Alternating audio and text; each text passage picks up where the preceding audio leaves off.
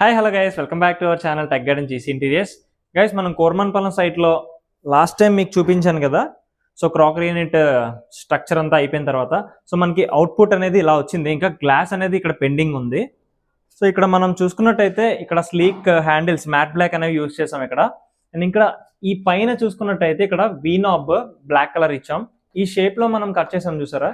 So దీనికి కూడా మనం బ్రౌన్ కానీ బ్లాక్ కానీ గ్లాస్ అనుకుంటున్నాం, ఇంకా డిసైడ్ అవ్వలేదు.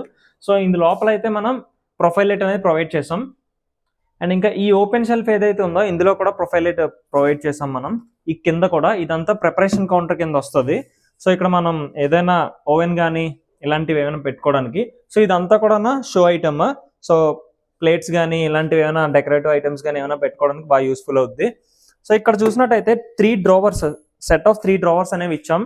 సో దీనికి మనం టీవీ యూనిట్కి ఏదైతే యాక్రిలిక్ యూస్ చేసామో అదే యాక్రిలిక్ ఇక్కడ కూడా మనం వాడడం జరిగింది. సో అంతా కూడా ఇంటర్లింక్ అవ్వాలని చెప్పేసి.